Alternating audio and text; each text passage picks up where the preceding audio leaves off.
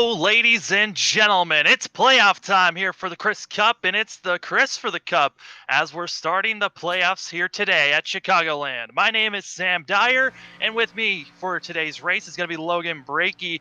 Logan, we've watched the Chris Cup all season long, and it's finally come to this moment. Playoff time starts here today.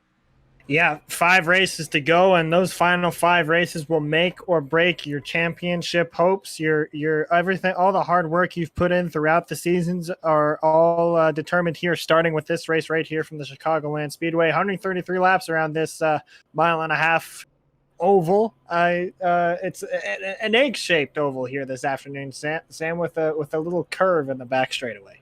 Yeah, the backstretch really isn't straight. It's a little bit of a bend involved here at Chicagoland, and it's going to be a fun race to watch. Like Logan said, it is a 5-race playoff series, but there are stages involved. The first 2 races is your first stage, and then you got another 2 races, but we'll dwindle it down to a final race with 4 drivers at the end.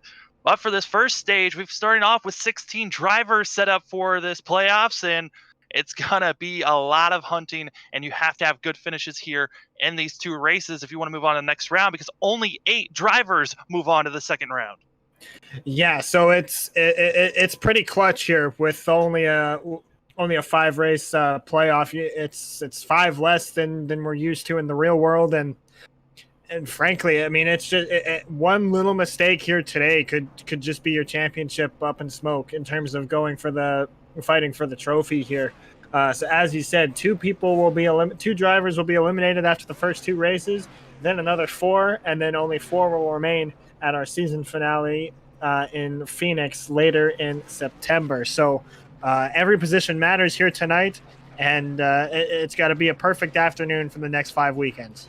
It really does have to be a perfect weekend, as we're going to be setting up our grid for the drivers here today. Actually, Logan, we're going to have you go through our grid here today for these drivers. Yeah, so we've got Chris Tommy Gossett sitting on our pole here this afternoon there in that 43 Bobby Labonte throwback. Alongside him is going to be Christopher Williams in that 09 Chevrolet. And then moving on back to the third row, we're looking at the 48 machine of Chris Jonathan Leach. That beautiful, it's an Ally paint scheme in the real world, but a beautiful Chris paint scheme. Here, that white and purple machine, and that starting in that 3rd position. And alongside him is going to be the 88 of Chris Otto. He's had a good season so far. He looks to continue that going forward here in the playoffs. 3rd row, we've got 97 of Chris Bass starting on the inside in 5th, and alongside him, Chris Edwards in the 72 machine. Chris Roberts in the 4th row, starting on the inside in 7th, and alongside him, Christopher Demerit, who I believe is making a season debut here this afternoon. Sam, we can revisit that later there for a correction. And then in the 5th row, we've got Chris Raul Meza in the 37 machine, and alongside him is going to be Christopher Lawrence in the 01. As the drivers are going around, we're getting excited for this race to begin. These drivers are going to put on a great show as getting ready to come around and take the green to start off the Chris for the Cup, where these drivers are hunting down to get into the race. Like we said, Gossette's going to be leading the charge for these drivers, and we'll see if he's going to be able to get the win here today as the pace car rolls off. Green flag out in the air. Good start for our 2 front row sitters there, but a very aggressive start by the 5 of Chris Hubka, making it 3 wide, jumping to the outside before they even got to the start-finish line. It was a legal move, so no issue there, but a really aggressive start for him. He's pulling around their second car on the top there. Yeah, and they're going to continue to be aggressive up front as you're starting to see Leach now on the outside trying to get by Gossett. We'll see if he's going to be able to do so. As Otto almost got completely loose and almost dumped it into the 09. I apologize. That was actually the 144 of Demerit. He's running the same paint scheme that we've seen Hubka run all season in the 5, but that was the 144 of Demerit that got that really good start on the top. Chicagoland is a pretty racy track here, Sam. And we're gonna see these guys be very racy here for majority of this race, especially on these restarts before the tire wear really starts to come in. Yeah, tire wear going to be very important for these drivers. His auto is really, that 88 machine is making me nervous as we're going around this course, because it seems like every single time he's on the inside, it just wiggles on him and he almost drifts up into the car above. So these drivers have to be worried about how loose these machines can be on the inside. Yeah, there's a lot of grip in the track right now. It's only 79 degrees in the track temp, so the track's got a lot of grip, but that apron is always so slippery down there, especially on new tires. That transition is just so harsh from the tri-oval down to the apron, but you're going to see guys using it as much as they can to gain every spot they can. It's legal. It's a white line down there, so they're able to go down there as much as they'd like, but it's so risky whenever they come back up onto the track, as you've seen multiple times already. Yeah, and it's going to be Christopher Williams trying to get by the 48 of Chris Leach, and Leach is doing a good job getting that momentum off the corner on the outside. You're seeing in the center of the corner where the 09 is much stronger, and I think it's looking like Williams has the faster car off the exit of 4, but it's going to be a tough day trying to get by the 48 machine. One thing I think we should be quick to point out here as well, Sam, is our chase contenders are marked with green on their cars. So the bottom of their splitter is going to have green stripe around it, as well as the spoiler on the back is going to be green as well. That's how you're able to determine the 10 chasers from the rest of the field, is by the green markings that are on their car. The numbers are not green. Usually they are, but it's just the splitter and the spoiler, as well as the name banner, or excuse me, the series banner across the windshield. Yeah, this is probably one of the bigger fields that we have going on here tonight with 21 drivers racing, and it's looking like a good field, and you can tell just by these wide cams of how many guys are out here running. But the car I'm watching out has got to be that 25 machine of Christopher Tate. Coming into this had the most bonus points that sent him up first overall, and really feeling comfortable. If you could just get a top 10, top 5 run, we'll set him up perfectly to move on to the next round. Yeah, a whopping 13-point gap to Chris Bass was the difference in points between the 25 and the 97 starting this afternoon, starting the chase. So a really comfy cushion for that 25 to be sitting on. Obviously, you don't like to rely on insurance, because as Kyle Busch so famously said last year, your premiums will go up if you have to rely on insurance here. But should something happen, he's got that little point buffer to rely on. And the best thing, as he said, is just finish strong, run up at the front, make it so that everybody either has to win the race or basically has to win the race in order to beat you. So he's got a nice buffer to work with.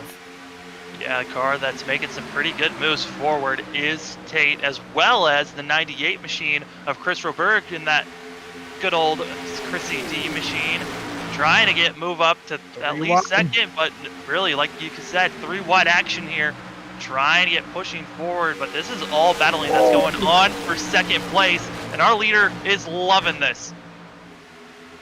And that 43 machine, he's not in this postseason chase. He's just out here running for nothing but wins. So he's got nothing to lose. He's going to take risks all day long, and that's the case for 11 of these guys that we're seeing racing. Oh, whoa! Contact in 4, the 144 and the 48 come together.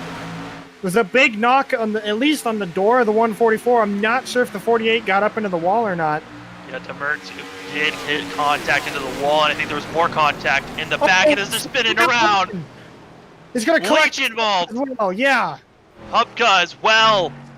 Also, Cordeau looks like he got through, but Ballin, as well as Landy and Leach. Has a ton of machines involved. I believe that all started with the 48 of Leach, who went spinning for a ride there. And we'll take a quick review and replay of the action there. Oh man, things just went from bad to worse. We saw the initial contact there between him and the 144 down there in turn number 3. It actually started, Sam, Leach entered turn 3 high and brushed the wall a little bit. That's how he got into that situation in the first place. And then the contact obviously with the 144, and then it looks like, again, I'm not sure if he tried to throw the block on the 37 going into 1, but he definitely ran up into the 37 space, and unfortunately, that's enough to end his afternoon, as well as the 5s, and collecting also the 71. We'll take a little bit of an overhead view of this accident here, as you saw tons of contact being made, and we're going to be coming out of 4. And we're on the board with Meza. You'll see in the middle of your broadcast, it's Leach that's in the bright white and pink there. And just Leach drifts up, and there's no space for either of the cars there as they make contact and continue to hammer away. Up got huge contact Landy as well. It's so unfortunate, Sam, for at least 2 of the 3 of those chasers that were involved in that. Obviously, it's going to be maybe not day over, but certainly the possibility of any sort of a decent finish for the 48 and the 5 are pretty much, went up in smoke in that accident. We saw the 71 also make some contact. It was nose damage, which is going to hurt him, but he's still going to be able to race on, get that damage fixed. But that's I think that's day done for the 48 and the 5, who are 2 guys that they didn't really have that point buffer coming into this race. No, they really didn't have that buffer really to work with. They needed to have solid top 15 to top 10 finishes if they wanted to at least move on to the next round. And now it's going to be a tough road as the race has just begun. Our first caution coming on lap number 10. The drivers are pacing around, and only it looks like everyone stayed out except for drivers that were involved with that incident. And do you take that as an odd thing to see for drivers that were in the back? They could possibly come into the pits, get some new tires, as we're starting to see takers now. Yeah, absolutely. Tires are going to be so important here. There's no limit on tire sets here, so expect everybody to come in at any point that they can to change those tires and get 4 fresh tires on there, for sure. I'm gonna have to do some digging here. I think I've got an outdated standings as well, because I was showing the 48 not being in the top 10 in points, but he's got the markings to say that he is. So, well, I believe it was the top 16 that made it into the playoffs, and you're absolutely right. So he is involved, but he's all the way back. Leach is back in 12th in points. And from that cutoff line, he is about 15 points out. So he was looking for a good day. And then Landy, with who's involved in this, he'll be starting back. He's back in 11th in points, so he's outside of that top 8. A lot of drivers having some issues out here. Also, just got word there is a tire limit for this race. I got that word as well there. I'm not sure. We're checking to see what the limit is. It looks like it's 5. So it's 5 sets total, meaning it's the set they started the race on and 4 additional sets here, Sam. So, some of the drivers out here trying something different. Driver that came into the pits, though, that kind of a surprise to see. We saw Tate pulling in. We'll see how that works out for that machine. Looking, though, the lights are out for the pace car. We're going to be going this time by. As cars are now going to stack up and get ready to go, as we will be starting lap 15. But Logan, in those first about 10 laps, was there anything that you were watching that seemed surprising for these drivers when they were driving around, or was this pretty, normal Chicagoland racing? Yeah, so the first 10, 12 laps that we've seen here is pretty par for the course. Chicagoland is a pretty wide open racetrack. There's a little bit of lifting. More so through 3 and 4 than there is 1 and 2, just because of the dirty air and the push you get from being in a pack. So everything is checking out to what I know as typical Chicagoland racing, and I think it's going to stay like that the whole afternoon. I was noticing around lap 10, though, guys were starting to push up the track a little bit, and I think that's where a lot of the contact we saw came from. So that managing those right side tires is really going to is going to pay dividends throughout the long run here. And we've only seen 1 car come to the pits, and that was Tate, who was dropped all the way back a couple of positions to the back of the field. So we'll see when that machine's able to make a push. But the pace car is off, green flag back in the air. It's going to be Christopher Williams and Chris Cup pulling us to the green. So this is the time where, if you're one of these chasers, Sam, you saw 2 of your competitors there for this championship get wiped out in that wreck. If you're maybe further down in that top 16, maybe around the 11th on back to 16th. If you're anywhere in there, you're kind of maybe backing off your pace a little bit here. Let these guys race hard up at the front, and see if maybe they take each other out, make your day a little bit easier for you to bring home a good finish. So we'll see if a little bit of strategy comes into play in terms of playing it safe. Also, you know that some of these guys, they're in the playoffs. They're trying to get bonus points by leading a lap. That would help them drastically. Also, I believe points are going to be doubled for this year for the playoffs. So even if you have a bad day, you are putting yourself in a bigger hole than what you would have been before, as there's going to be Roberg leading a lap there and getting himself to the point. But up front, we've got about 3 drivers that are not racing for the chase. They're here just racing for this playoff time. That's going to be Gossett in 2nd, as well as Williams in 4th. And then also back in 6th place of Dermot is going to be also just out here running, as everyone else around these guys are all in the playoffs. It's one thing that's always that makes the playoffs for NASCAR so unique is in any other sports, you get into the postseason, you get into the playoffs, and the people that make the playoffs are the only people left competing. In NASCAR, you still race against the exact same people that you've raced against all season long. The only difference is their only thing they're racing for is a win. You've got a championship to try to race for. You got to take care of your stuff. You can't make any over aggressive moves that's going to end your day on lap 20.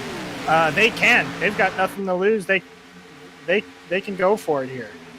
I got a little bit of a report of what happened to Christopher Tate. He pulled into the pits, one of the only drivers of the top 12 that came in. He had some damage that needed to get repaired on that 25 machine. So came into the pits, got repairs done, back out there in 13th position for the 25 of Christopher Tate. One thing we should also point out as well, one of our chasers, Chris Newman, not here tonight. So that's another big plus for if you're a chaser that's low in the standings. So 3 of your main competitors are already in dire straits coming into this race and are already having issues. So a good day here could go a long way for a lot of these guys. Yeah, just looking to have a consistent day of running up front, and that's what we're seeing here from Chris Roberg, as well as Chris Bass and Chris Otto, all 3 of those machines running up in the top 5, trying to have a good day. A driver that we haven't seen up front too often, but is trying to make a hard charge here now. That's Chris Personette in that 26 machine, coming out and repping the FRN logos, but Chris Personette, he's someone that I'm excited to see how he can be pushing throughout the field, because he's up to 5th now. Yeah, currently 13th in the standings here for the playoffs, and off to a solid start. You see the leaders kind of just single file out. It's a lot calmer here on this restart than it was in the initial start. Everybody kind of settling in and letting this race play its course.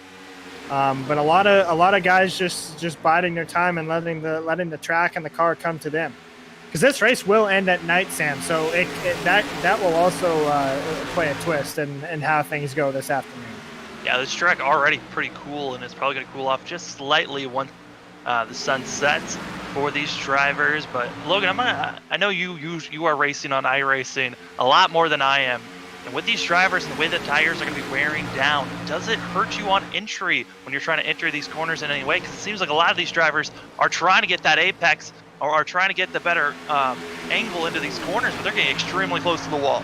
Yeah, entry is where it can hurt you the most, especially if you carry too much speed in on those old tires, or just on worn tires even. So you're going to see a lot of guys backing up the corner entry to get to slow in, fast off. It's the pinnacle of motorsport racing, really. You enter the corner slower than you want to leave it. You don't want to go too fast into a corner, because that blows your exit. That's going to be the same thing here. You're going to see guys backing up your entry so you get that good drive off. And that's how you save those right side tires is nice and smooth into the corner, so the car doesn't walk up the racetrack, and nice and smooth off gets you a good launch and a good run on the guy in front of you. You see on the apron, that is the 48 of Chris Leach. He's repaired that machine, got back out on track, trying to at least get one more position. But racing here, I'm watching the battle for 4th place. Actually, I take that back. That's for 5th place that's going on. That's Chris Jones, who's being hounded by Personette, and Jones trying to push forward at Williams. But I got to give a shout out to Chris Jones, because Chris Jones has set up most of these paint schemes for these drivers. They're all amazing paint schemes with some type of Chris implement into the scheme, and it's awesome to see all these schemes all these drivers are running. Yeah, he's done a fantastic job, throughout this whole season, supplying, as you said, a large majority of these paint schemes to these drivers. Obviously, there's a few out there that are made by other painters that drivers might take along with them. But just a fantastic job by Jones there to supply these drivers with some sweet paint schemes all season long. And Jones right now in the points when we're entering this race, 8th in the standings. So he is right on that bubble marker and needs to have a solid day today to really set himself even better in, or even just continue to expand that bubble spot. We talked about earlier if there were any surprises here, and the first surprise that I've seen is the lead that Chris Gossett has pulled out over the 97 of Chris Bass. It's rare to see such a big lead form like that so early into the run, but I gotta think that's got a lot to do with the majority of these guys staying out because of those tire sets, Sam. The fact that they're using a restricted amount of tire sets is really going to change the course of this race throughout the night. And that's another reason why Chris Jones is going through the field as quick as he is in that 33 machine. He actually pitted on that last caution, allowing him to have the fresher tires moving through the field. And right now, based off of lap times, he is running slightly faster than Christopher Berg and might be able to get this third place. You could see in the middle of the corner how much faster the 33 machine is. Yeah, he's rolling the center a lot better, and again, that's got a lot to do with that backing up the entry here. You're going to see him do it again here. The gap opens up a little bit there for that 98, but then we'll see Jones roll the center of the corner a little bit better and get that drive off. It is tough to pass here, Sam. Surprisingly enough, it's tough to get passes done at Chicagoland because the top pulls back so well as you see him dive down to the inside. Looks like he's going to get it done here. Washed up a little bit, but he's going to complete the pass, and it's up to third for Chris Jones. Yeah, Chris Jones, a very fantastic pass, but what is a shock is Chris Jones is the only one that's been able to make some moves on these fresher tires. Everyone else that pit, they had so much damage that they're still stuck back 13th on back. The only car that has dropped back that did not pit is going to be Christopher Landy, who was involved in that last incident and has still heavy damage on that 71 machine. Another unusual factor here that we can't forget about too is quite simply the race distance here, Sam. It's only 133 laps, which is in terms of distance, it's still half of the real deal, which hasn't changed from the rest of the season. But if this race stays green, those laps will tick down pretty quickly. We're looking at about 102 laps to go already. We're 31 laps into this event, so this race will fly by if it stays green. Looking at some of the closest action on track, and that's going to be the position of 5th place. Well, you'll be seeing the 26 of Chris Personette under fire by Christopher Williams, Chris Otto, and Christopher Lawrence, as all these machines all within about 6-7 tenths of one another. Yeah, it's really not until, as you said, you get back to about 5th place that the hornet's nest really starts. Our leaders have really opened up the lead there and have done a good job managing their tires, and that's what all these guys back here are trying to do. They're trying to get themselves in a position where they could just ride and run their own race, get a little bit of clean air on the nose, and not worry about the guy that's filling the mirror. But so far, only the top 4 have really been able to take care of that task. Well, we are running out here, and our leaders that stayed out on that last caution, and our only caution of the day, they've been out there on track for about 33 laps. They had the pace laps at the start, and then they've also had the caution laps to run under and save fuel. And how long can these drivers really stay out? This contact against the wall for Williams, and still squirrely as he's going to save it on the apron. Fantastic piece of driving from really all 3 of those drivers. That should have been a wreck and a half, but they all managed to keep it off one another. I thought for sure the 88 was going to come up the racetrack after hitting the apron, but Sam, that's something that we see happen time and time again here at Chicagoland. Man, what a save from the 09, but you get so tight off of 4 late in the run, that right front just goes away from you, and that's exactly what happened with the 09. just pounded that turn 4 wall, and it's going to happen a lot tonight. And now I'm watching the car that's on the apron. That's Demerit, who was in the 144 machine. Going to be trying to make some move apron, and really got a great, able to keep his momentum into corner number 1. And now side by side with Williams, who's dropping back even more. And with the car sliding, I'm imagining that's going to be just wearing down the tires more and heating them up just by just making that simple a slide compared to everyone else's tires. Got a good battle going on here for 4th between Roberge and Personette. Taking a look to the inside here in 1. He's been closing that gap down little by little, lap after lap. Personette has, and he's finally able to get to him here down the inside of the back straightaway is the 26. Going to continue to look, really drives it into 3 and gets the pass done up to 4th. Yeah, on our telemetry for Personette, he is running the 26 machine, but you could tell on the car it is an 18. So sorry for the confusion there, but we'll probably still be calling him the 26 or the 18 yeah. Throughout the race. So we'll be flip-flopping for Personette. Dropping back though, it looks like Tate finally making a charge here with those tires. It also looks like Kirk is going to be in that 69 machine. Christopher Kirk rocking the old Jeff Gordon rainbow scheme back in the day. Under a lot of fire back here with all these machines so close to one another. This is looking like our new Hornet's Nest in a way. I think Tate is playing this smart here, Sam. As you said, he pit under that last caution, has the freshest tires on the racetrack, but I think he's playing it smart and where he didn't burn them up right on the restart by holding it wide open and just driving through the field, because that's how you fall into the same issue that the rest of the field is in right now. So he really took care of his tires, and now that everybody's really struggling with a tight race car, he's able to just kind of motor through the field. We got one guy ducking on the pit road. I'm not sure who that was or whether or not that's a scheduled pit stop. It's the 62 of Christopher Reese. Yeah, Christopher Reese was a part of the machines that have been out this long, but I don't know if he made contact or not with the wall. We'll have to wait and see how long his pit stop is, but Reese is the first driver to come into the pits. There's other drivers that came in. Christopher Landy as well. He was a part of the drivers that stayed out, and he finally came in last lap, but he also was heavily damaged in that machine.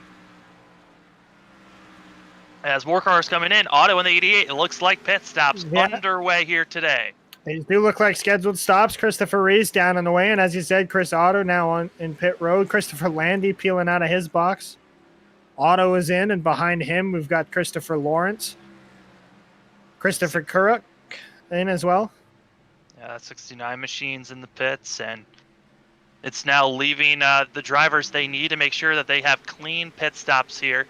The lead should be given to Chris Jones, and then Tate will be second just based off of how the tires and fuel's looking like, because they pitted on that last caution. But our leader right now is going to be Chris Gossett, and we're wondering when will the 43 come in, because at the moment has almost a 2-second gap on second place. Who's going to short pit? Who's going to make it last the longest? I mean, in this situation, you'd think that short pitting would be one of the better options, just because of the fact that these drivers have only dropped about a second on lap time. Yeah, it's always a toss-up there. I'm trying to do a little bit of mental math to see if maybe Gossett is stretching it so he only has to pit once, but I don't think that's a possibility here. Usually the ballpark is you pit 2 times less than the amount of tire sets you've got. So what I mean by that is they've got 4 sets in reserve, so I think they would have to pit twice here to make it to the end. So they've got 2 sets to use should any cautions fall between then and now. So I'm thinking we're looking at about 2 stops, and Gossett's just trying to stretch it as far as he can so he can push as hard as he can on that last stint. Yeah, and he's probably trying to hit that marker of lap 45. And if he hits that marker, then he is good to make it at least one more stop, and then he'll probably aim for lap 90, and he won't have to really worry about fuel. And even if we have to go into a green-white checkered situation, he'll still have a little bit extra in the tank for that moment. So 43 machine still stays out. Everyone's staying out once again for another lap. And yeah, I believe that is the marker that most of these drivers are aiming for at the moment. Yeah, he's going to be the benchmark here for how far you can go, I would think. A lot of those guys pitting early, as you said, to maybe try out the undercut. Sometimes if you're deep in the field, you try out a little gamble of a strategy, see what it does for you.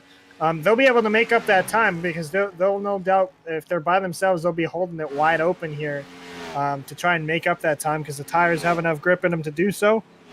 It's just a matter of if they can make it last over the course of the run where it's worth it to do such a strategy. Driver that was in second place, Chris Bass, pulling it into the pits, as well as Chris Personette. Both those drivers coming into the pits on the beginning of lap 45 for themselves. And actually, it was at the completion of lap 45 on their tires. As Gossett still out there on track, bringing up second place to Chris Jones, and Tate now into fifth place as another driver comes in. That is going to be Christopher Williams pulling that 09 into the pits. Still no indication from the 43 that he's coming to pit road. Actually, he's right as I say that, here he comes down onto pit road. Tricky pit road to get to. Whoa. Little sideways coming in. He's going to get it woed down in time. It's a trickier pit road than you think to get down here too. Chris Robert's going to follow him into the pit as well. He had a bit of a moment coming in as well. Little slide coming in, but no harm, no foul. We'll see how this cycles out now here, Sam. Yeah, it's going to be interesting to watch these drivers as cannot make mistakes on pit road. Pit road could win or lose you a race. If you overshoot it, slide into your pit stall, everyone's got to be concerned coming into their pits as we're watching Edwards and the 72 machine coming in. That was a very clean stop for the 72 machine. Everyone's going to be staying out. Believe the last... I think that's the last of the drivers that have been staying out all race long. So that would mean lap 48 is the, I believe 47, excuse 47 me, is the marker for these drivers to make it the furthest that they went that last stint, which they also had a caution to help them try to save fuel during that time. So does that 47 counter really count for these drivers, or are they still aiming for around 45 to 44? Yeah, I think you knock off a few laps there because you obviously save a little bit of fuel under the yellow, as well as preserve your tires. So you maybe knock that down to maybe about 42 to 43 laps. Not sure exactly how many caution laps we ran there. Looking real quick, it looks like it was about maybe 4 in total, maybe 5. About 4 laps in total that we ran under yellow. So you knock 4 off that, you look at about 42, 43 laps that our leader Tommy Gossett ran under green before he made his pit stop. Now we're watching the battle of both these machines of Chris Reese and Chris Otto, both 1 lap down at the moment. But Otto really he's got these 1 lap fresher tires than the 62. As he'll be trying to make this pass easily, entering turn number 3. Like I said, both these drivers 1 lap down, and this is a battle just for 8th place. All the drivers that are 1 lap down is from 5th on back, and that's going to be interesting to watch these drivers try to fight their way forward by the time that they need to pit. I mean, by the time that our leader right now, Chris Jones, Tate, Noblet, Bowler need to come into need to come into the pits. It's kind of gonna be a weird situation of they're so off sequence. What are they gonna have to do to make sure that they can keep on track with everyone else and when they're pitting? Yeah, it's tough whenever you're off cycle from everybody else, and you know that you're essentially on the slower of the 2 cycles, meaning when the cycle finishes out for the final time, you're going to draw the short straw and be the slower group in that cycle. So you kind of hope, honestly, for a caution stand to kind of even everything out. You've ran quite a few laps under green. We're working lap 51 here.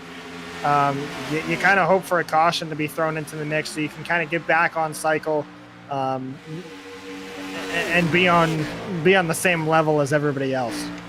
And drivers that have just gotten back onto the lead lap. Gossett finally getting himself up there, as well as Chris Bass. He's as well gotten by, and both Bass and Gossett right on top of one another. This could be what potentially could be the battle for the lead here in the next couple of laps, because Chris Jones, Tate, a Noblet, and a Bowler, all four of those machines need to come in. As I say that, here comes Chris Jones in the pits. That's an impressive drive from Chris Bass there, to be right up there with Gossett. Chris Bass pit on lap 45, and Chris Gossett pit on lap 47. So the 2 lap older tires there on the 97 of Chris Bass, but he's closed in that gap. Remember how large it was before the cycle started. So he's done a great job wheeling that thing. And I think, as he said, when this cycle's out, he will be the highest running chaser here on the speedway. Yeah, it's one of those things though with Bass, is like you said, he pitted early, had 2 extra laps. He gained time because of those extra laps, where it was almost a second a lap, if not faster than that. And then also you saw that Gossett, he had issues getting into pit road. He lost time that fashion. So this 43 machine possibly could have had a bigger lead, but with simple mistakes entering pit road, could have cost the 43 some time. But with those fresher tires, I'm not too worried for Chris Gossett to really lose this potential lead here, as our top 3 still need to come in the pits probably in the next 2 to 4 laps for these guys. Being interesting to see what Bass decides to do. If he thinks that 43 is faster, if he thinks he doesn't have a shot really at passing him here during this run, does he just ride around behind him? Because as we said, he is currently, when this cycle finishes out, if these 2 inherit first and second position, he will obviously be the highest running chaser, which is a good thing. But a win locks you into the next round, Sam. Finishing second doesn't. So it'll be interesting to see, does he take the gamble of, okay, I'm the highest running chaser, this is good, or does he go for it and get the win and lock himself in? Well, I mean, you also got to throw in the factor of what next race is going to be. Next race next week on the 22nd of August, we're going to be going to Homestead, and that racetrack looking more like a 1 to 2 groove racetrack for those machines, and it's going to be difficult to make passes. And we know Bass is quick. He's got a couple of wins this season. He probably is feeling comfortable to where if he just gets a top 3 finish, it will point his way in to the top 8. So he's already got such a massive lead on everyone else points-wise. I believe if Bass just finishes either second or third, not even having to win this race, he'll point his way into the next round. Yeah, and we talked about that briefly as well. It was Tate who sits at the helm of the postseason chase ship with 100 points, and then behind him, 13 points behind him, is Chris Bass with 87, and then the gap down to Christopher Takis is he sits in third with 69 points. So again, like you said, a comfortable point gap for the 97 machine. So just a solid finish is essentially a win. Will lock him in into the next round. But this is NASCAR, man. Nothing is certain. Anything can happen. So he wants to do everything he can to stay where he's at and finish well. And now we have our final drivers finishing out their pit stops, and pit sequence is over. But oh no, going around, that's Baller, I believe, spinning it into the grass. But due to the fact that it was off the racing surface, caution will not be out, as the 82 machine will finally get that thing woed up and driving straight in pit lane. Possibly will just throw it into the pits, get some fresh tires and fuel, and get back out there, as he will do so. That happened right in front of our leader of Gossett. That was terrifying to watch, as it almost ruined the 43's day. I think that was a blown pit entry there, Sam. I think for whatever reason he thought he could carry that much speed in. Maybe he just got loose too as well. I'm not sure. But it looked like he was trying to make a last-ditch effort to make it to pit road, and there was just no chance in heck that car was going to turn and get down there. You think that, right? But he also came into the pits a couple laps before then. Maybe it was the fact that he was on colder tires that it threw off this 82 machine, and that's what hurt him. But he had already been in the pits just a couple laps prior to that incident that happened. So it's hard to tell what exactly happened there, as we are now on lap 61 with 72 laps to go here at Chicagoland. This is the first race of the Chris for the Cup playoff edition of the Chris Cup Series, and I'm excited for what's going down right now. Chris Bass second place on running right now, but it's Chris Tommy Gossett that's winning the race at the moment here. And my name is Sam Dyer. I've got Logan Brakey with me. Logan, it's been a wild race so far. As you saw, almost incident after incident so far with that 82. Yeah, but it's starting to seem like it's settling out a little bit there. We were talking briefly about Chris Bass and what a job he's done to kind of stay with the 43, but now we see Gossett really open up that lead again, which, I mean, it's not a bad thing. Like we said, Bass does not have to win. He is comfortably in second. The next car in line is Personette in third, and he's about a corner behind him. It's about a 5-second gap between second and third. So Bass is in a really good spot. He's running a good race, and he's got that points gap to boot. So really comfortable position for him right now. And right now on our screen, you're seeing that this is Christopher Demerit, who's just being hounded by machines that all of them are lap cars around him, but they've got fresher tires, so they're able to stick with the 142 or 144 of Demerit. And right now, ahead of this 3-car pack is Personette in third place, so not too far out of the action. But as we're getting closer and closer to the halfway marker, and these drivers are splitting up for one another, we're going to keep the action here, but we're going to be going to side by side with a commercial break.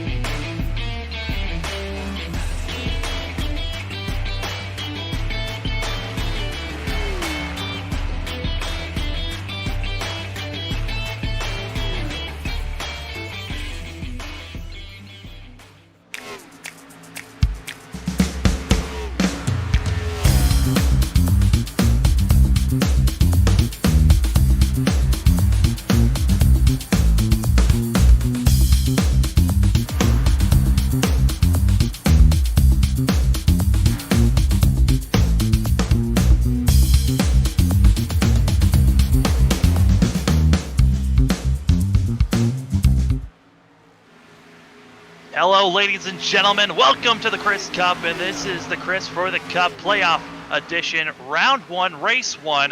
And right now you're watching what was looking like a battle for 6th place, but Reese and looked like Jones really split up right when they were about to get close and have battling going on. But I think that's just the difference of tires there for Jones, as he is pulling away with those 15-lap fresher tires compared to the 62 machine.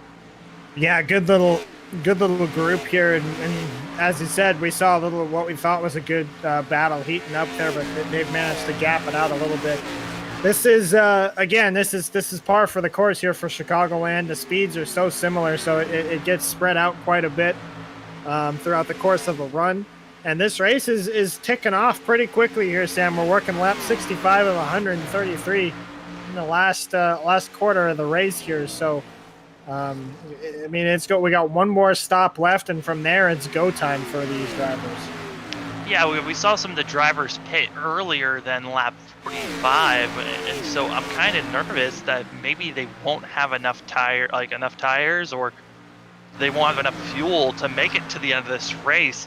We saw drivers push it to lap 47 was the longest that we saw, but that was when they had help from a caution pace laps.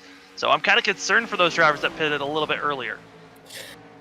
Yeah, and fuel is obviously a concern as well, Sam, because you're running the first half of your run is pretty wide open. So you're using quite a bit of fuel, and it's only in the second half of your run, especially when you're by yourself, that you really start lifting off and using a little bit less of that fuel. So fuel is also a concern. You want to make sure that you pit late enough to where you don't have to worry about that coming down to the end of this thing.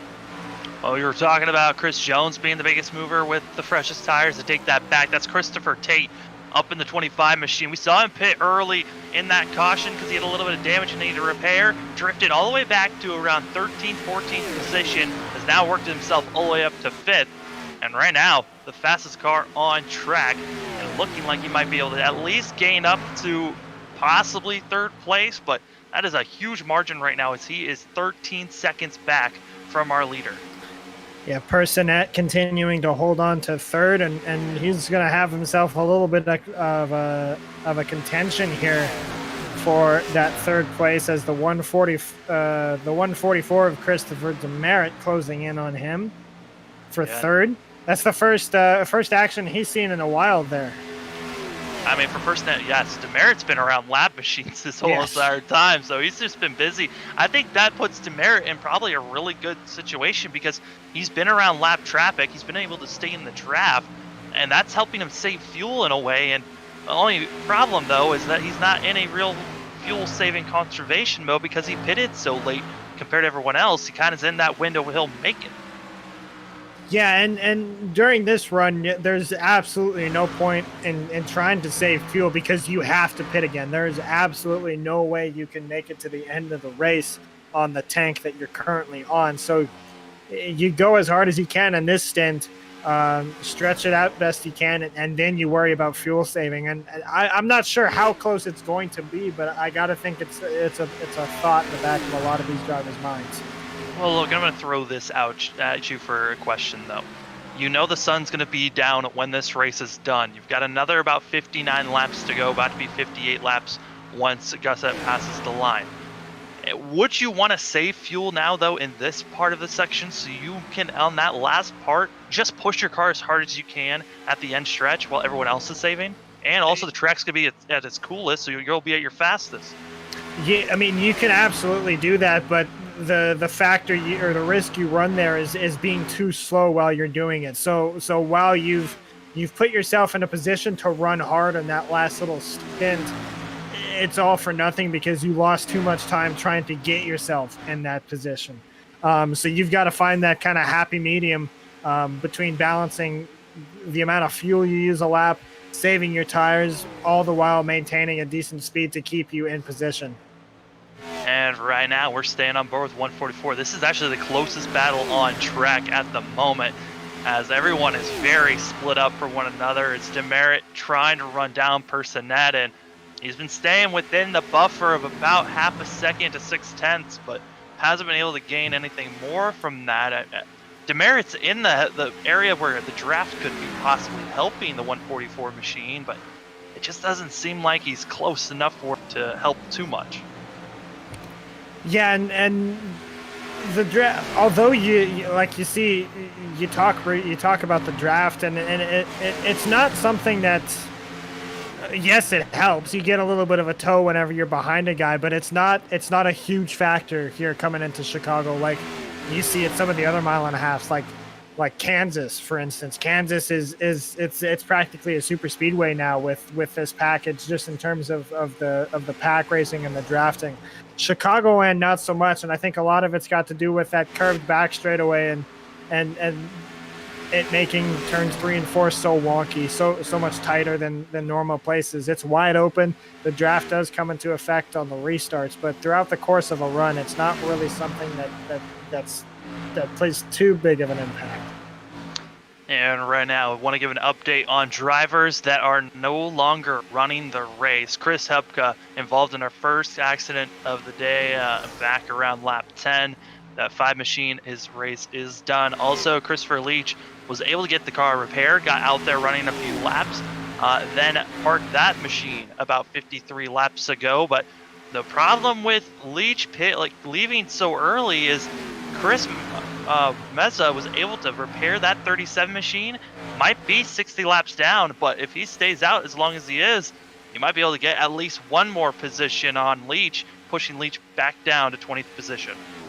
Yeah, and as demoralizing as it is for a driver, especially that's fighting for a championship, to be involved in a wreck that early and do that much damage to you, as frustrated as you are, as demoralizing as that is, you've got to tell yourself that if you can get this damage even somewhat repaired and you're still able to drive the car around, you've got to do it.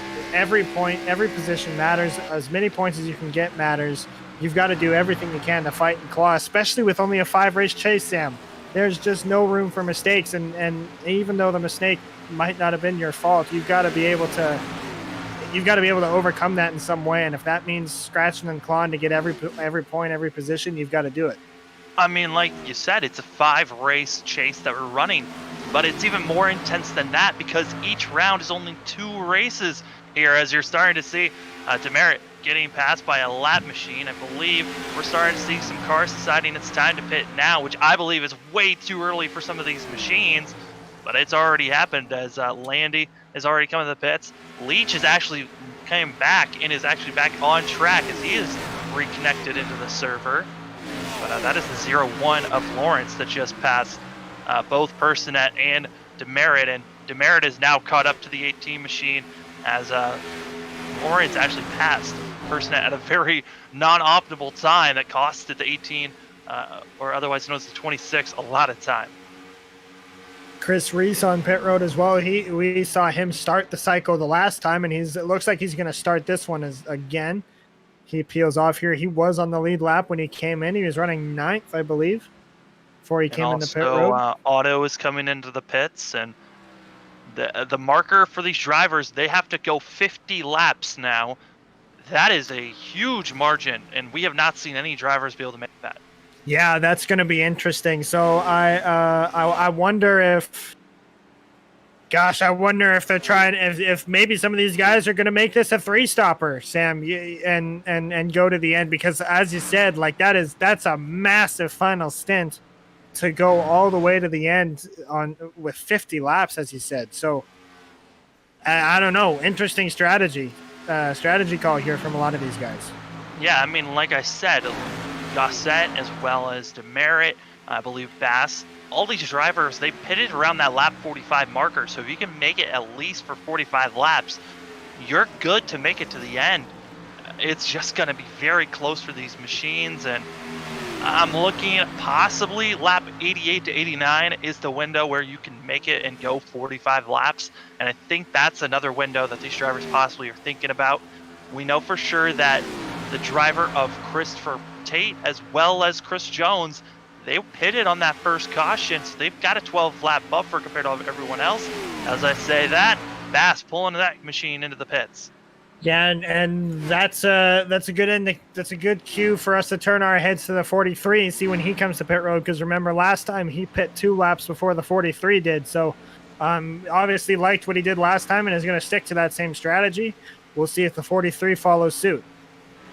We're going to be moving back up front to this battle that's going on for second at the moment. Demerit on the outside. Personet coming into the pits. And here comes Tate on those fresher tires. Going to dump it into the apron and going to be making the pass on the 144. Just keeping an eye here on that 43 for us here, Sam, making sure we don't miss it when he comes in the pit road. The 01, I think that was, just ducked on the pit road. Josh, 09, yeah. Chris Personet on pit road as well. I believe a lot of machines coming in now, and just looking at lap times, and last time these drivers pit, they can make it.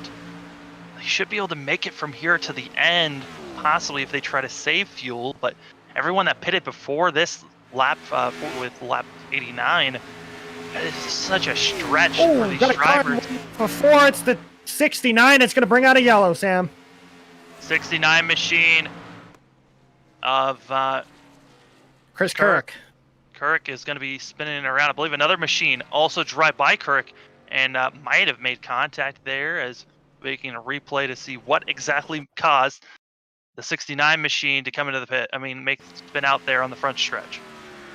Definitely got the wall off of 4, and right in front of our leader, Chris Gossett. And Man, I've been in his shoes before.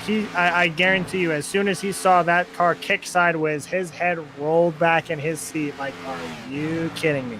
This race was mine, and now it's a toss-up. And looking at everyone that has pitted so far, I believe everyone still has at least one more set to make it to the end. Some people might actually have 2 sets here to make it end, as you see the 69 machine able to get going. And I gotta say, Gusset's had a very interesting night so far. He's had 2 cars spinning out in front of him as he's been the leader. It must be terrifying at times. Just thinking, I've got the fastest car. Can we just keep it green? As our leaders are coming into the pits now. Yeah, it's gonna make these restarts wild here. It's a lucky break for a lot of these guys who did pit, because that caution came out with only 5 cars on the lead lap. A lot of these guys who have pit already should stay out and get the wave around. We'll see how that works out. It's gonna get crazy here. It is gonna be extremely wild. A lot of these machines. Moving up to see how many cars are taking the wave around. There are a ton. As it looks like leading the charge in those wave rounds is going to be the 97 Chris Bass that pitted 3 laps ago. Noblet, I'm sorry, not Noblet, but Roberg came into the pits.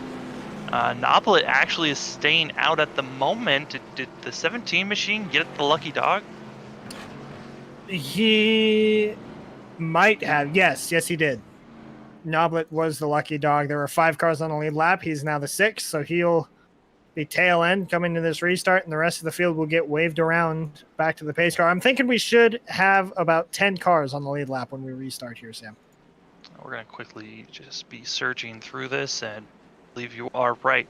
With 10 machines going to be making it in, and Chris Noblet is one of those cars, as well as Tate, that have kind of made the redemption arc all race. Noblet was a part of that first incident with those machines in lap 10, able to get that car fixed up and back out there on track at the moment, running in the top 10. A great comeback for the 17 machine that right now was running 7th in the points at the start of the day. A huge day if you can finish in the top 10 after how this race started. Think that we've got them mixed up there, Sam. It was actually the 71 that we saw in that first incident with is that what you're referring to? No, Noblet was actually involved in that first incident. Was he? Okay. Yeah, okay. Noblet was involved. The 71, yes, Landy, he made hard contact, but Noblet had some contact that brought him into the pits early on in this race. Gotcha. Okay. Perfect. Yeah. So I mean, either way you look at it, a fantastic drive for him, and that's huge for confidence too. When you have something happen to you early, it makes a lump coming up into your throat, right? It's so dejecting. But when you're able to rebound like he has and keep yourself in a good spot here late in the race with only 40 some odd laps to go. That's huge for confidence going forward, and a confident driver is a fast driver, and that's exactly what Chris Noblet is right now. And it looks like Roberg and the 98 machine decided to bring that machine back in the pits again, possibly get more repairs done and actually packing it down with fuel. Oh, that's an interesting strategy there. Yeah, come on back down pit road if you're restarting deep in the field. Don't take any tires. Don't waste a set of tires, but top off on fuel just so you have that little bit of comfort knowing that you're good to the end.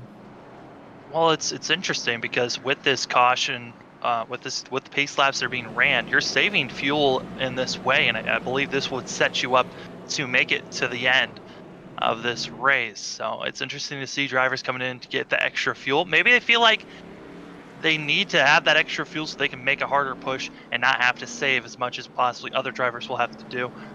We know Gosset can make it to the end here, as he'll be running on the apron. And compared to running on the apron and running on track, are you saving fuel by being on the apron at all? A little bit. Yeah, because the way you look at it, the fuel pickup is, I believe it's on. Oh, geez, I actually don't want to get this wrong. I feel like the fuel pickup is on the left-hand side. You know what? I'm just not going to speak on this, so I don't make myself look like a fool. But I Oh, know come on, Logan. Act like a it is. fool. I do it every single broadcast out It, there. it's a tactic to save fuel, especially when you're running low. But in terms of the mechanic as to why, that's one thing I'm ashamed to admit, that I'm not 100% certain as to why we do that. It's got something to do with the location of that fuel pickup. I think it's on the left-hand side of the car. Yeah, I'm gonna admit defeat on that one.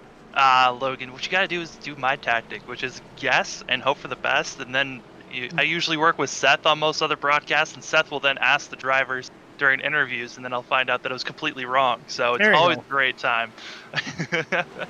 But the pace car lights are off. We're getting ready to go green. We've only had 2 cautions here today, but I think, Logan, both you and I know, I don't think we're done with cautions. Oh, we're not done. These drivers have fresh tires, and we're basically coming out to a final sprint. Pace car is off when we're back green, and it's going to be set, having a fantastic restart. But now Tate's running up front, and also Demerit's going to be up there running on the inside of the 25. So amazing. Christopher Tate never fails to amaze us. We've seen this time and time again. He hasn't, if in the races where he doesn't show himself all race long, he'll still always find a way to get up to the front towards the end of the race, and that's exactly what he's done here tonight, sitting in third all over the back bumper of that 144 machine.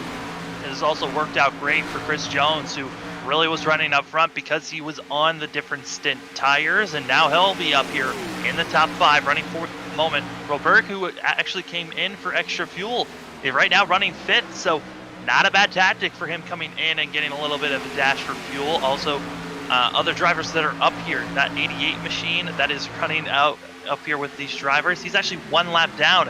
That's Chris Otto, running 10th at the moment, 1 lap down. First car 1 lap down, trying to unlap himself as we are green right now, coming to 37 laps to go.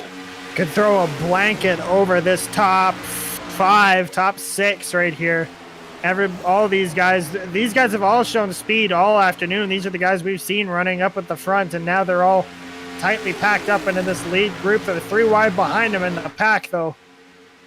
Yeah, right now they are all trying to figure out how to get through, but that 88 machine, the Chris National car, Chris Nation car, I should say, running well, and running well in this front pack. Only problem, he's 10th, 1 lap down, trying to unlap himself. The car that's 6th right now, that's actually Chris Bass, running back behind this group, trying to move forward, but I think there's a slight bit of damage that was given to Noblet, so he's dropped back to 8th place. Personet's following Bass, trying to catch up to this lead pack, but they're kind of lingering behind and not able to catch up to this lead group because they had to use a wave around. They have all the lap machines to trap them away from being up here with this lead pack.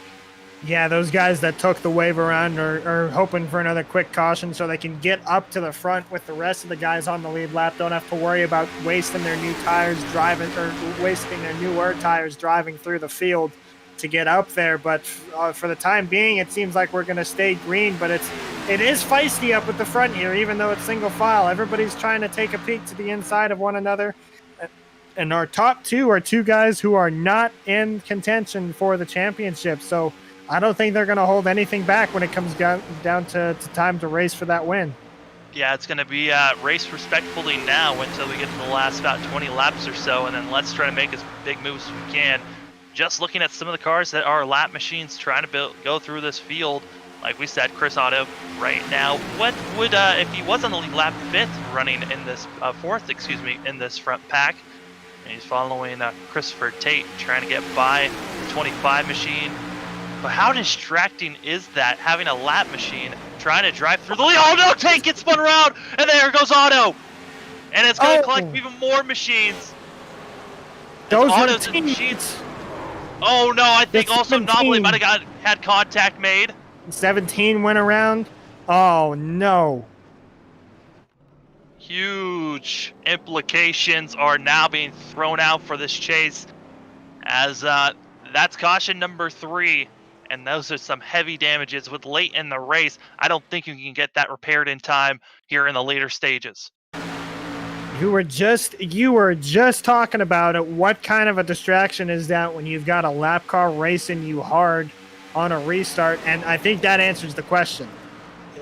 He looked to the inside of Tate into one, and he definitely sent him sideways. Tate was able to save it. I don't think Tate got up into the wall. He got hit in the back end pretty good from the 72, but minimal damage for the 25 in comparison to what happened with Otto and the 17.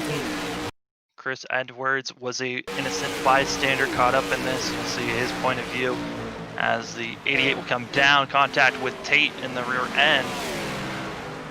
And that's something to watch out for Tate, as he did get contact in the rear, I believe that was the rear left. To wait and see if that's going to affect the spoiler at all, if there's any damage there. God, Chris Jones just sneaking by. Who was that just drilled the 88 in the door? It wasn't a chaser, but man, did he hit hard. I think that was Chris David Johnson in the 14. Drilled Otto in the door. Yeah, Johnson, we haven't really talked much this race, but yeah, he had nowhere to go at the time. 2 laps down, running in 14. And I look back, Sam, at the 17, and I actually wonder how he managed to get himself involved in this. He can see he sees the car up on the wall. Yeah, I mean, he was trying to avoid, right? And then this car snapped on him. As you'll see here on the replay, this is Chris Noblet's point of view. He thought maybe the outside was going to clear up and saw that it wasn't, so then just ducked it down, and contact made. Who did he make contact with? The 7 of Corvo, I think it was. Yeah, 7 of Corvo. I don't know. 3 another incident involving 3 chasers. It's unfortunate, but I look at the 17 and I see the wreck. I've been in situations like that too, where I've been miles back from the wreck and I still managed to get myself involved in it. And you're right. I think that car just kind of snapped. He tried to turn it to the left to avoid, and the back end just snapped, and he would have been fine had the 7 not have been there. But that's frustrating for both him and the 7, because that's heavy right side damage for the 7, which is going to do nothing but tighten that car up. Yeah, the 7 machine of Cordeaux was running, I believe, 2 laps down, now running 3 laps down, as he will be in the pits getting repairs done. After that heavy contact, we now have from 13th on back, they're all still in the pits trying to get repairs done. This is terrible to see for all of these machines. It looks like Williams will be pulling it in. Cars that love to see this, though, that's got to be Bass, Personette, Reese, and those drivers love to see this caution come out, because they took the wave around. They're on older tires, back of the field. Now they get to get fresher tires, get back out there. The question, though, is who still has fresher tires to spare, because we're starting to run low now. Yeah, I've done a poor job of tracking who has used up their tire sets, who's still got some in the bank. And unfortunately, iRacing does not have a way of tracking that yet individually, for us anyway. But that's the $1 million question, is who's still got the sets that they can work with, who's got the fresh tires that they're saving in case one more caution comes out, and who's going to be, because that's ultimately going to be the difference, Sam. If one of these drivers has a set in reserve and they're able to throw that on the late caution, the race is as good as theirs, because the difference in speed will just be so big. I'm looking at some of the drivers up here. We know Chris Jones came in for an extra lap. I believe he is possibly out of tires.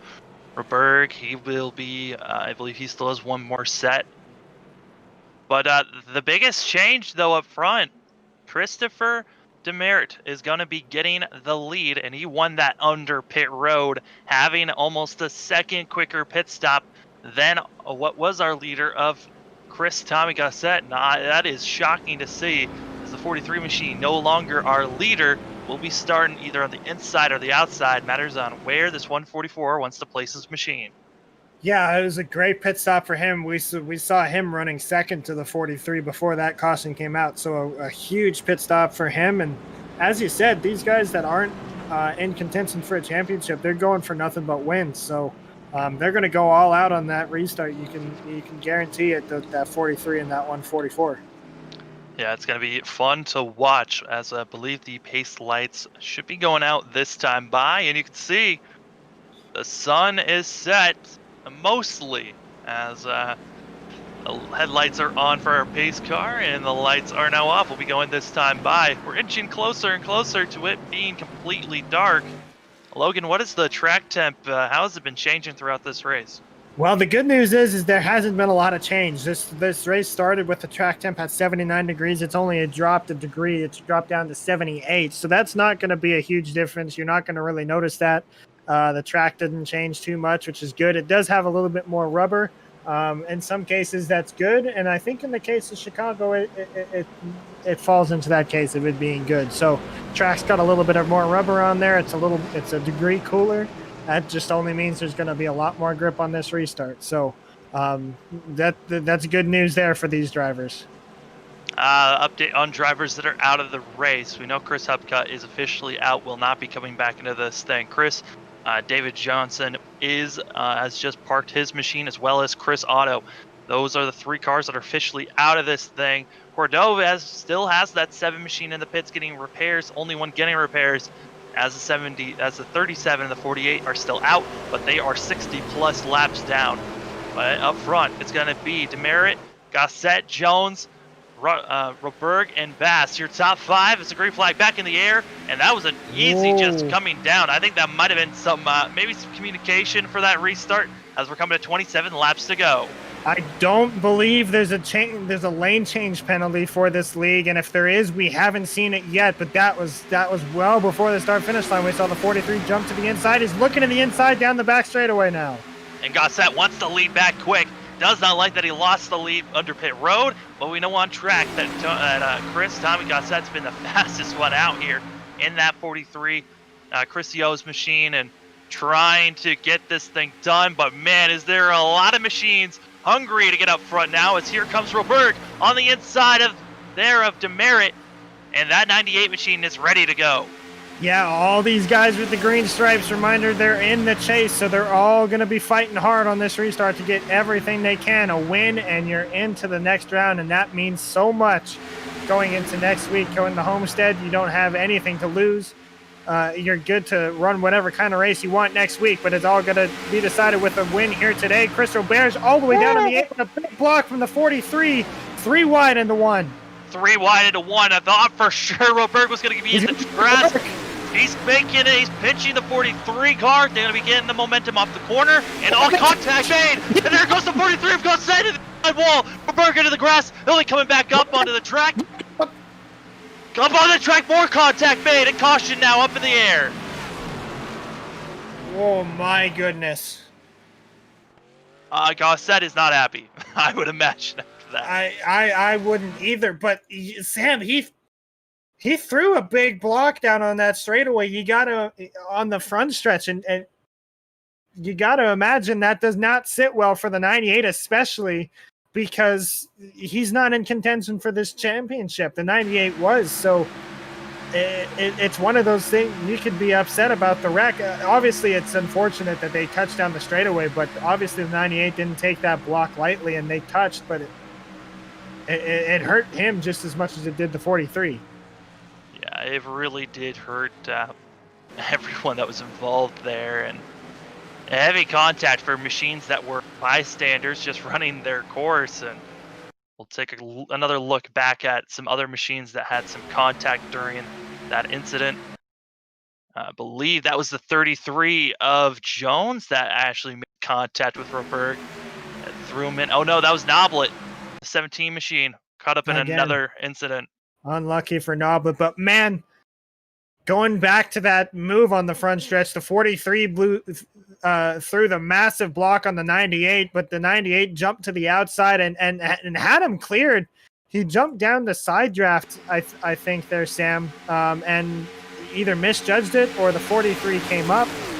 They touched more than once, pretty heavily both times, and the 43 got the worst of it, if we're honest. But the 98 had that move complete if he would have ran his line.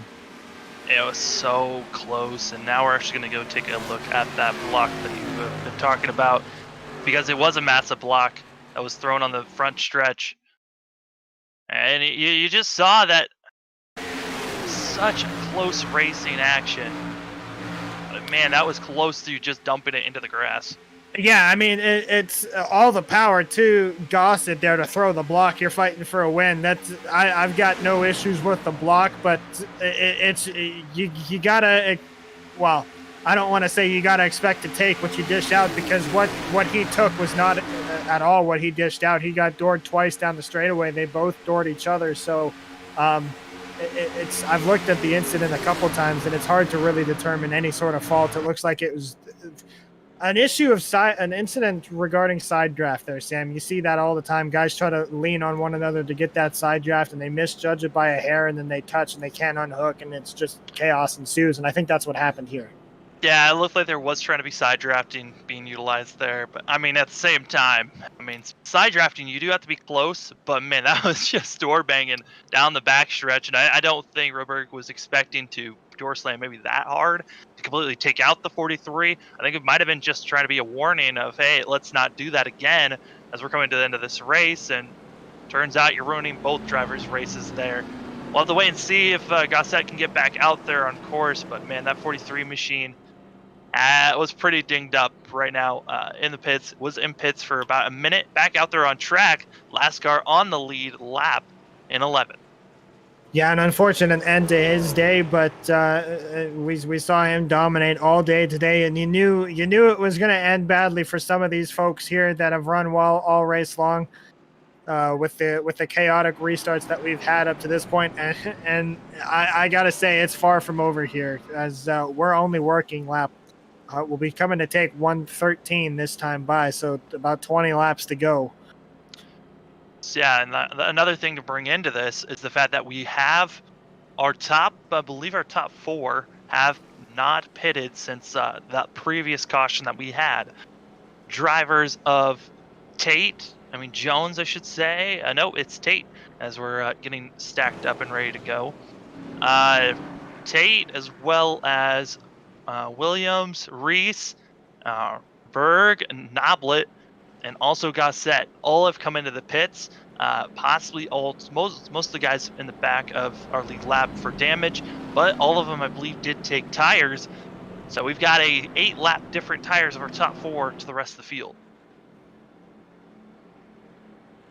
So the guy that we've seen running second to the 43 most of this race is Chris Bass. He is currently running second now. We've seen, obviously, the 144 been up there mixing it up a little bit, but haven't really seen him with the speed that some of these other guys have had. So he's been up at the front, but he hasn't been quick enough to really lead, to stay up there and lead. We're going to see if maybe things will change on this restart, but he's surrounded by a bunch of guys with green stripes on their car that are hungry for a win here to get themselves locked into the next round. So this is a toss-up here almost, Sam, because we haven't really, other than the 97, we haven't really seen a lot of these guys up there fighting for the lead. Yeah, Bass right now, I was watching Demerit, earlier in this run, and there was slightly tire difference, but it seemed like Bass had the better short run machine. Demerit was better on the long run. So if we go green, we'll have to look and see if Demerit can really keep up with the 97 of Chris Bass. Also, Kim Personette, also Tate and Jones. Are they out of this thing? Because the Tate looks quick and wants to move up to the front.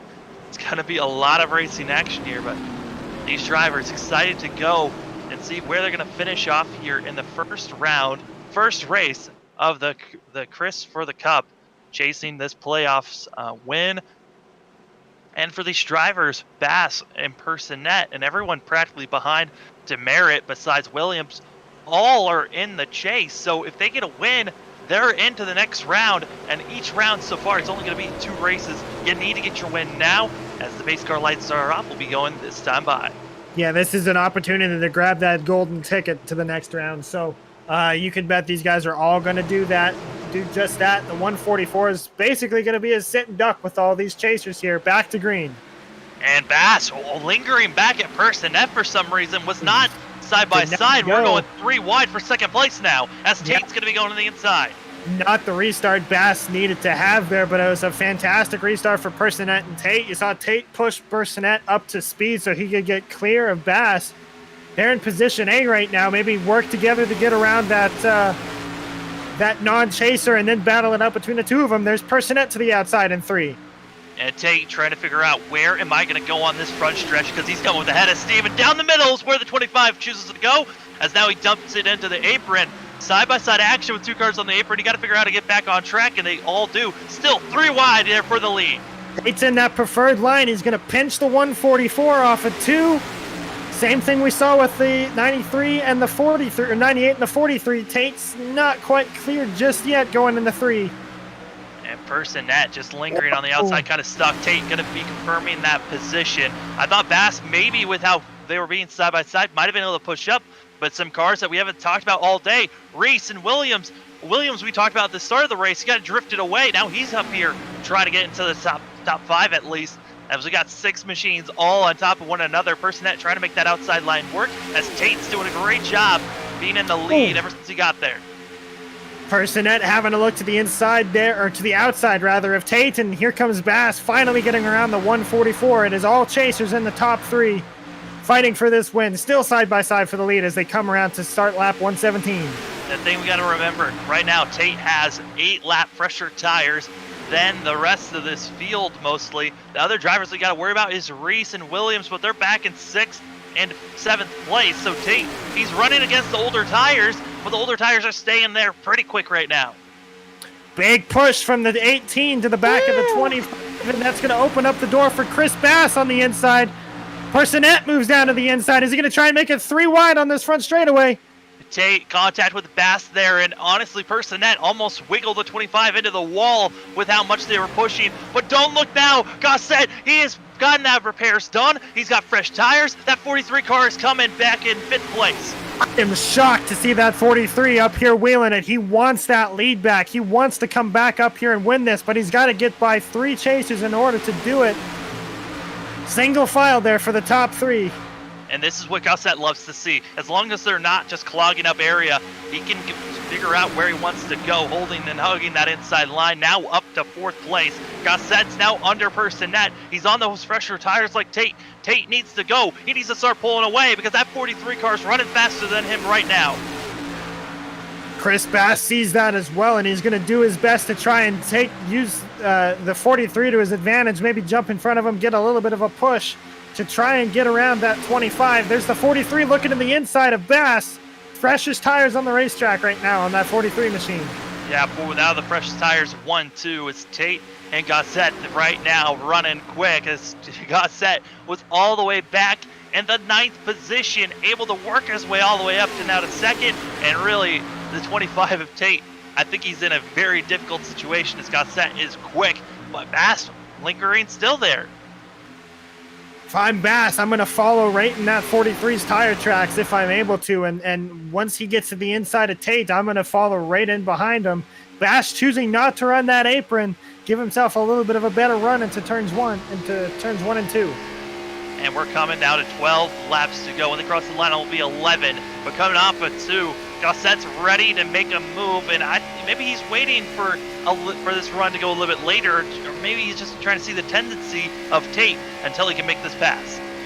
Yeah, he's got the fresher tires, so it will pay off later in the run. There he goes, looking to the inside, using the apron to get there. Tate's going to put up a little bit of a fight, but remember, he doesn't want to risk everything he's got. He's got that big point gap. Doesn't want to get himself wrecked. And he almost got wrecked earlier, and now he's trying to continue to push forward as Tate still in the lead. But Gossett right there on the corner panel, and here comes Bass almost making contact with the non-chase racer. He thought about it. He thought about making it 3 wide down the straightaway there and thought better of it. I mean, right now we're coming to 10 laps to go. Yes, Gossett's running for the win, but is it worth almost wrecking out someone that's trying to continue and run for a championship? When you're playing that spoiler, man, all you care about is that win. So if somebody gets in your way, you're just going to boot them out of the way to get that win. So there's no friendliness between that 43 and that 25. He's going to do everything he can to get the win. The next closest cars that will have fresh tires would be Christopher Reese and Roberg. They're back in 5th and 6th. As right now, Gossett got under the 25 at Tate. He's going to be trying the apron move again. Bass trying to follow suit, trying to help the 43. And here comes also Personette on the outside. Almost got past Bass, but they're still side by side for the lead. Still think that top line is a little bit better than the bottom is because it just pulls a little bit off the corner, and that's what Tate is sticking to. He's giving that 43 the bottom. Doesn't want to lose that middle groove right now.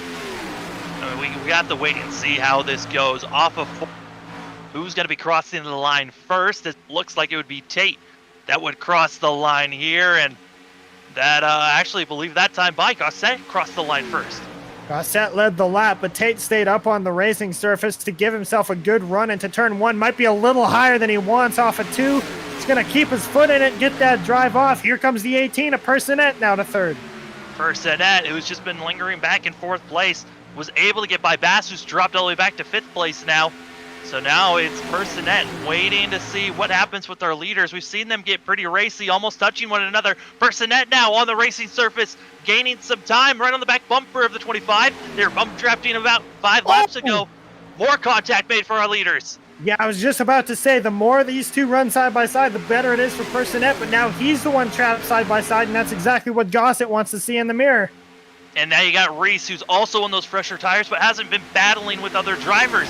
So maybe it's the 62 machine that we're worried about that might come in and be spoiler to push a ticket into the next round. Tate! Mind what he wanted to do, the 62 there. He about wiped out the 25 of Tate, but he's going to take over 3rd. Personette looks to be a little bit quicker than that 43 does right now. Which is crazy to think because the 43, he's been battling, and that's why he's losing time as a huge block being put down by Bass. Well, I don't think you want to put a block down on Roberg based on what we've seen previously in this race. We're coming to 5 laps to go once the leaders cross the line. These guys are fighting for every position they can get, and Personette has just got a mirror full of the 62 and the 25 right now. Christopher Reese making a charge. He's looking to the inside, not quite there. The 43 keeps chopping the nose off that 18. I think right now Reese is the car to watch out for. He's got those fresher tires. He's actually running that last lap a 10th faster. As it now looks like Goss giving up that outside line. Here comes Personette as he'll be dropping down, feeling like he needs to protect the inside line again. Might be trying a little bit of a diamond cut, the 18 there, to see if he can get that run. He's going to stay on the tracks, on the racing surface, give a better run into 1. Cutting underneath him into 1, a big block, 43. Contact almost made between them. I think there was a little bit. Here comes Tate on the outside. He is making it that wall. He is just wall riding it around here practically. Here comes the 25 machine in 3rd. That 18's not going to be pleased with that. That was a big block thrown. Oh, he's getting pushed up. To the inside. Christopher Tate, we thought maybe he was out of this thing. Dropped all the way back to around 6th place. Now it's brought that 25 car back up. Gossett right now has been holding everyone else off since he's gotten the lead. No one else has passed the 43 since he's gotten here. 18 had the best chance to do it, but here comes Tate again. Not sure if he's going to have enough there. He's got a little bit of a run down the back straight, and we're going to come around to 2 laps to go this time. The opportunities are drifting away as, like you said, coming to 2 laps to go. Here comes Tate on the outside. Going to be trying to cut it low, trying to make a digging move, and looks like it's going to work. Finally getting Gossett onto the outside where he hasn't been feeling comfortable at all race. He sold him a dummy there off of 4, and it's made him work. He's pushed him up to the outside, and Reese is going to look to the inside now off of 2. And here we go, Tate. Here comes Gossett trying to duck it low. Blocks are going to be thrown, and you got to be careful. Don't put a late one, because you might turn yourself around. As here comes Personette in 4th, but it's going to be Tate coming to the white flag. He's looking good to lead this lap, and then he's got to wonder how does he defend everyone else behind him. 4 corners left for Tate. He got the apron a little bit there in 3 and 4. All he wants to see is that 62 get alongside the 43. Whoa! He turns around. Turns it goes around. That's Tate's race right there. Oh no, more contact in the back. That's going to be the 144 as well as the 01, but still up front. Tate has the lead over a half a second. He's been trying all race long, got spun out earlier by a lap machine, and then has worked his way all the way up. He's going to win and punch that ticket into the next round. What a race there. What a finish.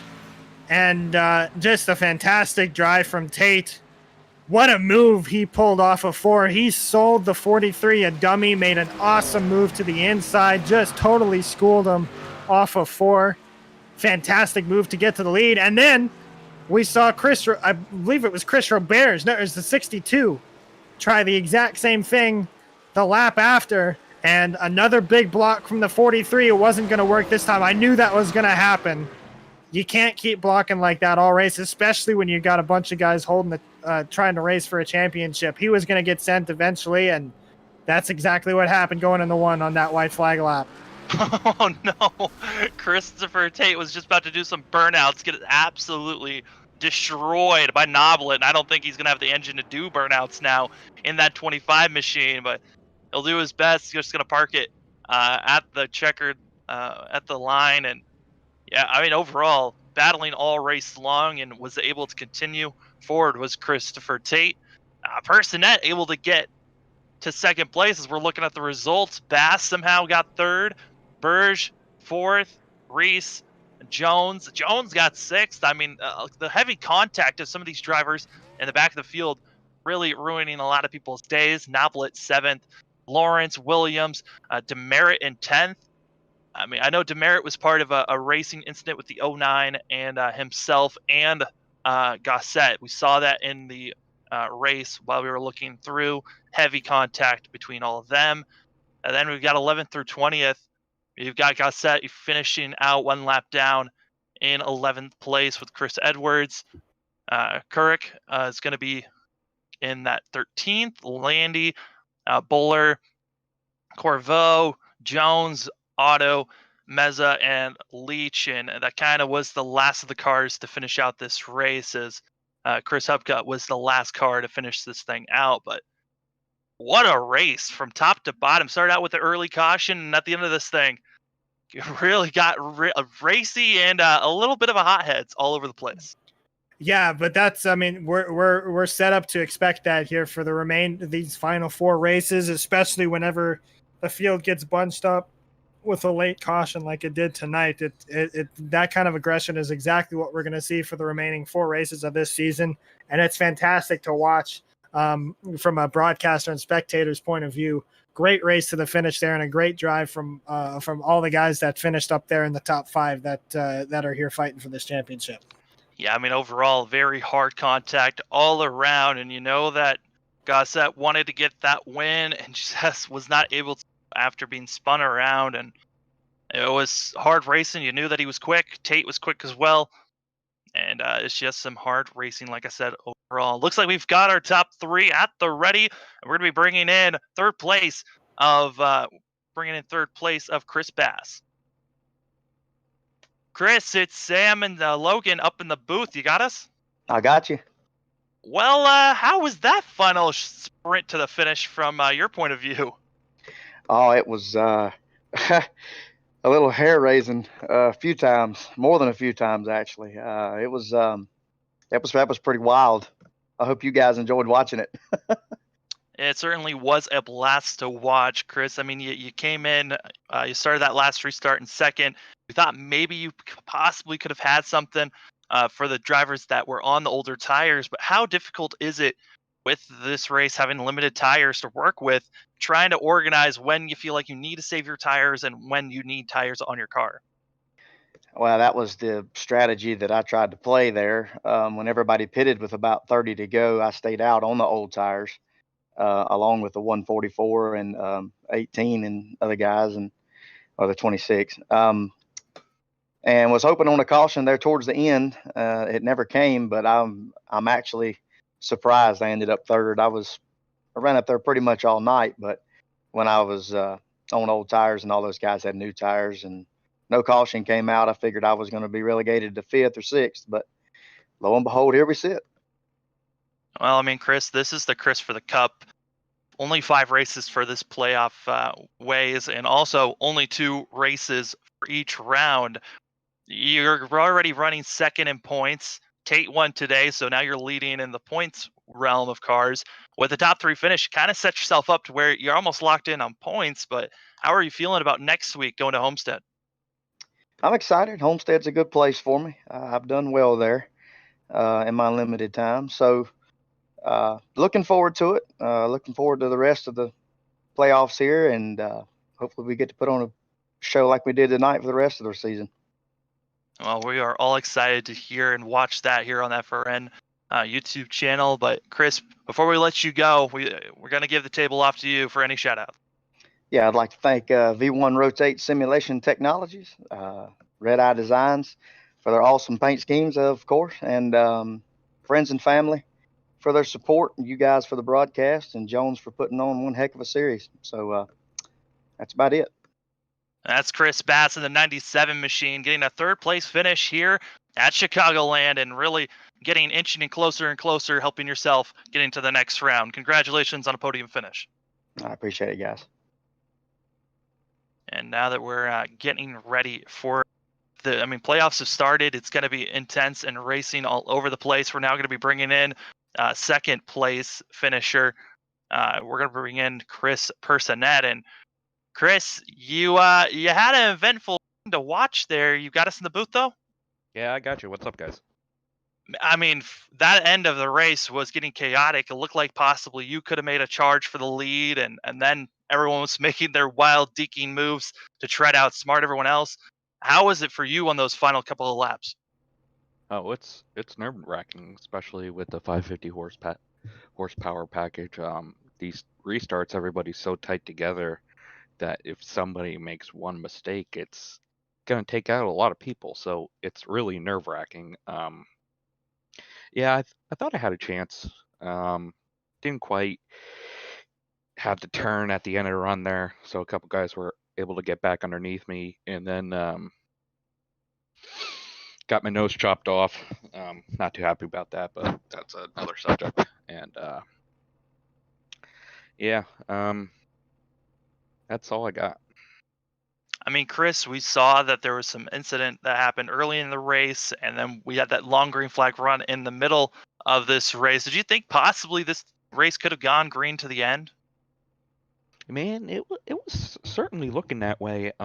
If that second to last caution came out, I'm not sure a lot of guys were gonna be able to make it with fuel. Because we were right on that border, but I think we would have been a few laps shy. So you would have saw some really interesting strategy there at the end. Well, I mean, that's the end of the first race for the first round here, Chris, for the Cup. Chris, you were running your points-wise coming into the race. You were back in 13th, pretty far out of the bubble of entering the top 8. With you finishing in second, it helps you a lot. Also, other drivers here in the chase having some bad races. How are you feeling about next week going to Homestead and possibly making it into the next round? Speed-wise for Homestead, not good. I'm not very good at Homestead at all. But overwise, point-wise, I'm just going to do the same thing I do every race. Try and keep the car clean and hopefully be there at the end to get top 5 and make the most out of my points.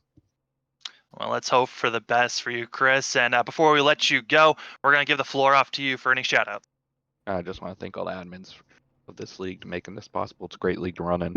I definitely would suggest it to anybody. I want to thank all the competitors racing me clean, except for one. We'll take that another time. But yeah, and I want to thank FRN for sponsoring the car. MD's Fantasy, they've come on and helped me a lot this year, helped pay for some sponsorship fees, and you guys for broadcasting. It's always a pleasure to have you in here, Chris Personette, finishing in second place in that 26 machine. But have a great race next week, and good luck, and have a great night, rest of your night. Thanks, guys. Catch you later. Well, now we've got our winner on standby and ready to bring it in. Christopher Tate, you got us in the booth. Yes, sir. How you doing? Well, Christopher, you just needed a win to get yourself locked into the next round. But did you think that you were going to be winning it the way that went down? Man, what a race! I was trying to do a little strategy at the beginning, and it didn't seem like it was going to work out. I'm pretty glad we got that caution, but after that incident with Otto, going to the one right there, I thought my race was done. I knew I got hit in the back pretty bad or pretty hard, and luckily that didn't cause much damage. And I just tried doing what I could with it, and all the cards played out in my favor. Yeah, I mean, we saw you drift into the back early in the run. It looked like you might possibly got damage on that first caution, or was that a strategy call for you pit early in this race? I really never did a long run in practice to figure out the tire wear, so I figured 10 laps would kind of give me an idea of how quick it was running or wearing tires. So I just went in, topped off with fuel, and checked the tire wear just to kind of get an idea of how many laps it would take for me to pit to be able to gain an advantage. So that's all I really tried doing at the start, and then that next run, I just tried riding around, let everybody burn their stuff up, so I could end up catching them later on. Well, Christopher, we know that you're making it into the next round just based off of the win that you got here today at Chicagoland, and you were going to Homestead next race. Is your goal still to get a win and just get more and just continue winning, or are you going to be a win with a different mindset for next race? Actually, this is my last race. I'm starting a new job, so I hate to leave the league, but I've got real life stuff coming up, and this is my final race. I'm glad I was going out with a bang. Well, it's always been a pleasure to watch you race there, Christopher. You always put on a show, and we loved watching you. Before we let you go, though, we're going to leave the floor open to you for any shout-outs. Yeah, definitely you guys for broadcasting the whole season so far. Chris Jones for putting this entire league on. It's a blast. All the Chris's running in the league. Grip Motorsports, Orion Motorsports, and all the military service members. I'm not running my Marines paint scheme tonight, but that's the one I usually run throughout the season. But overall, it was a good night, good season, and I'm happy with how I was competing.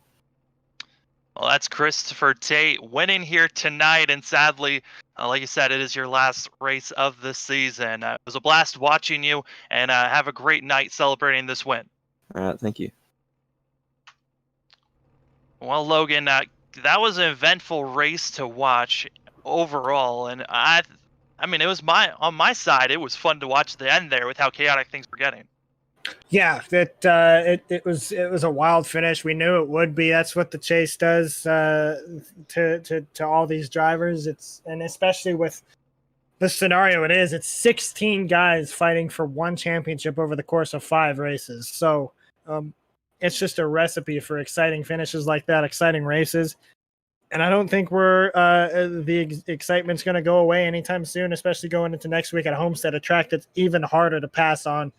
I bet you're going to see a lot of front bumpers being thrown and a lot of guys going up into the fence, especially if it comes down to a late race restart. Oh, it's going to be a blast to watch, that's for sure. Also, with this being Christopher Tate's last race, I wonder how that's going to affect the points moving forward. Just because if Christopher's not racing, how the admins are going to be booking our final 8. We'll have to figure that out, and that information will be given out later on Twitter. But until then, thank you for watching this race. My name's Sam Dyer. Logan, any final thoughts on your end? Yeah, I mean, just like you said, that big bomb for Tate to drop there, announcing his final race, but wish him all the best, and it was a pleasure to watch him run week in and week out, and today showed exactly why it was such a pleasure to watch. Good position for Chris Bass to be in, though. Comfy gap with the absence of Chris Takis and the poor finish of Chris Otto. He's as good with a solid finish next week. He can consider himself almost locked into the next round. So we'll just have to wait and see what the future has in store. The points are going to look wild, but it's only just begun. The Chris for the Cup playoff scenario for this Chris Cup Series has just gotten done with the first race. Next week is the final race, the first round. It just turns and gets out of here as quick as possible, but we're going to Homestead next week. But if you want to watch more racing action here tonight, here on the Flat Out Racing Network's YouTube page, we've got actually the Soda Guys series going on right now. And actually, I've got to move over there to the booth to go help Seth out with that race. But thank you, Logan, for joining me tonight. And thank you for watching another presentation of the Flat Out Racing Network. We'll see you all on the next one.